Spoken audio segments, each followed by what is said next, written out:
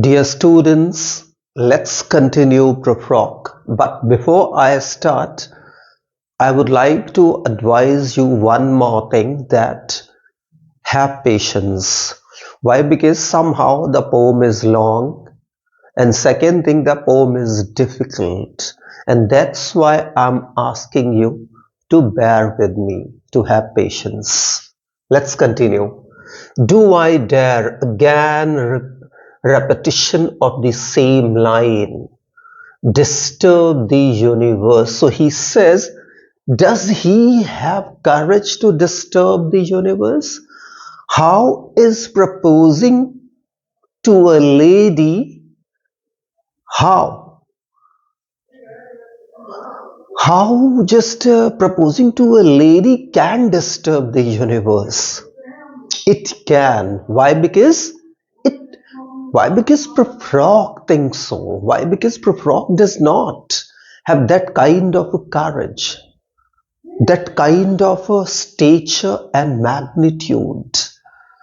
Because you can say that Prufrock has spent almost all the years of his own life in a kind of a routine, doing almost same thing, almost every day. He's been doing same thing almost every day, just like robot. He has led his life just like a robot. He has led his life in a mechanical manner. He has found warmth missing in the life. He has seen people having a kind of a practical relation, professional kind of a relation.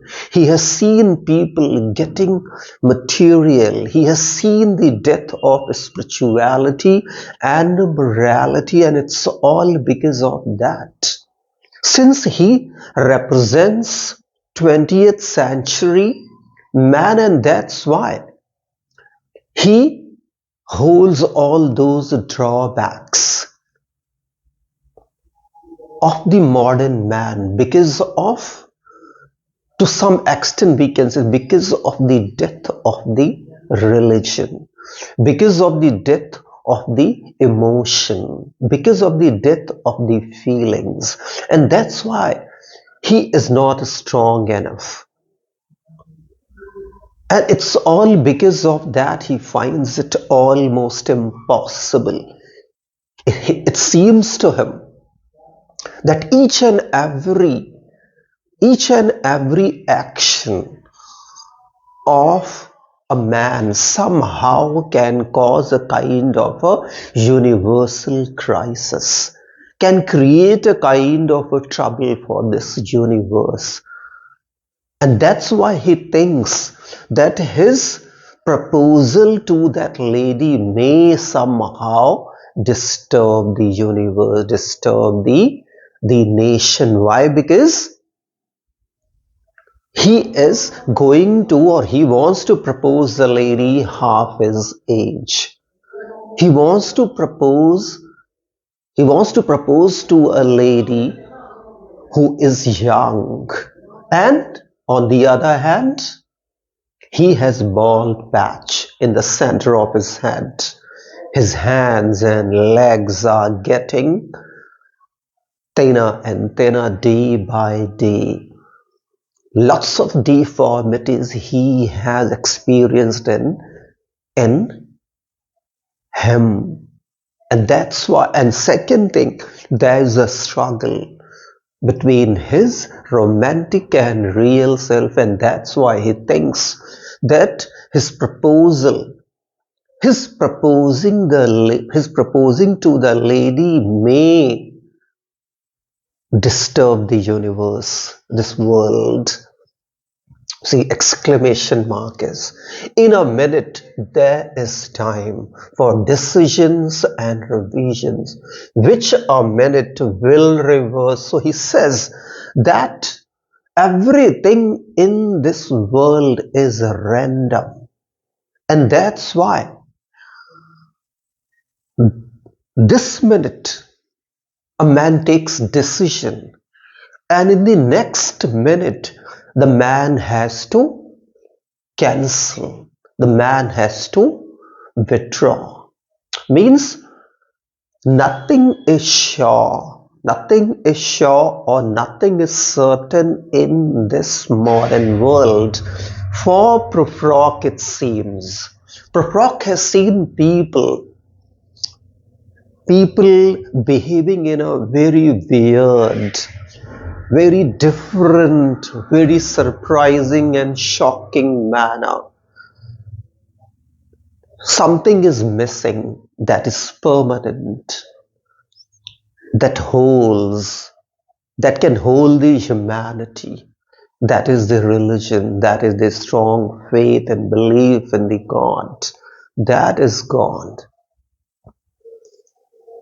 And that's why here Prufrock knows that if he is going to decide something this moment, possible that the next moment that can be changed. He may have to change his decision.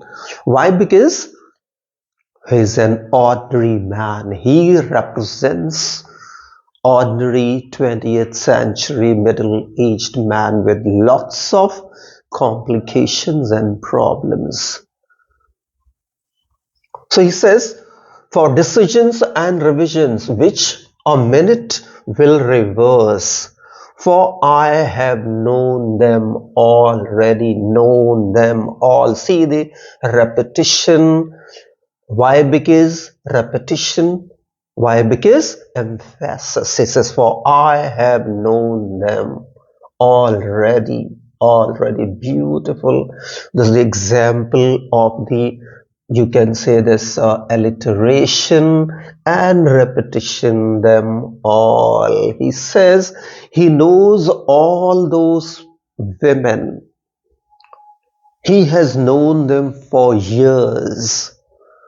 See, the kind of a routine, again, that sense of that mechanical life he has led, and he has seen the people of his time living a kind of a material, just a mechanical life. All he has seen people doing the same almost every day, and he himself been doing the same thing for years, and it's all because of that. Prufrock here thinks that somehow it is almost impossible for him to get past that mask people have put on their faces to hide their real identity. Why? Because somehow they know how are they from inside. Somehow they do not have a courage to see their real being, their reality. Why? Because they have done something wrong. They have led a life of sin and crime. See, just Eliot talks all this in almost all his poems, like Hollow Men, like The Wasteland. Why does he call England wasteland or Europe the wasteland? Because loss of humanity, loss of faith and all, because of loss of the faith of the people in religion. How only two young men and women, or how young men and women meet only to gratify their carnal desires, only to satisfy their body without having any emotion and feeling. Does this kind of a relation last long, where two people come closer only for satisfying their carnal desires, satisfying the hunger of their body? No. Same thing is here. He has led a life of loneliness. He has never found a kind of a true companion in his own life. Maybe he is responsible for that. Because maybe he has spent so many nights with so many different women. And it's all because of that. Now when he is growing old, he realizes the importance of a companion. Because in old age, he knows those young women he has spent his days and nights will not even a single one of them will stay with him. And that's why now he wants to propose to a lady for the marriage. Why? Because now he wants a kind of a permanent relation. Why? Because he knows that permanent relation will only and only help him, support him, sustain him in his old age. But now it is somehow impossible for him. This question is almost out of, for him it is almost impossible now. So he says, for I have already known them all, that same routine, same thing, because he has seen them almost every day. He has spent the time with them in the same manner, no change at all. So is it possible now for such a change that he is looking for? Permanency? Almost impossible. Have known the evenings, mornings, afternoon. So his morning same, evening same, noon same. That set pattern of life, that monotony, that boredom, missing of the warmth, all missing. He has spent thousands of evenings, thousands of mornings, thousands of afternoons doing the same. And that's why here he realizes that he does not have that strength. He does not have that courage. Why? Because morally he is dead. Emotionally he is dead. He knows people all around him are emotionally dead. They are robots in their human forms. I have measured out my life with coffee spoons. So he says that he has spent almost all the years of his own life in drinking tea and coffee and smoking. Now he is just like the butt of the cigarette, that butt, you know, that the part that we hold, the part of the cigarette with the filter is called butt, B-U-T-T. So almost all this cigarette is smoked away. Almost all this cigarette is finished. Only the butt is left.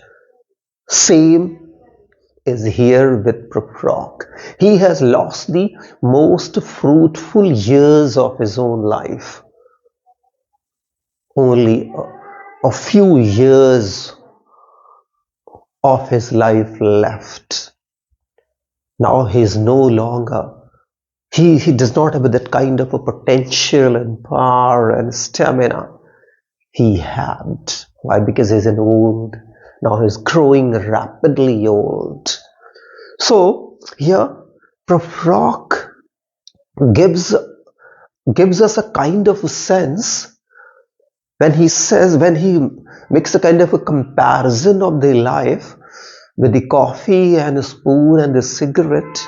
that he has led a life of isolation.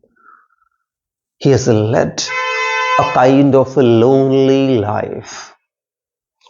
He has probably never found, till now he has not found a true companion of his own life, and it's all because of that. Now he wants a true companion. Now he wants a permanent relation, right? But you know that it is too late. If we do not understand today the importance of time, importance of relation, importance of family and friends, a time will come, will be too late. It will become so late that we won't be able to have a family, to have friends and have a relation. Same has happened to Prufrock, the protagonist of this poem of T.S. Eliot, with no love, no emotion, no song, but only loneliness, only frustration, only alienation, only neurosis, mental and psychological problem. He also gives a peep of that mental and psychological problem people at that time have might have been undergoing or experiencing.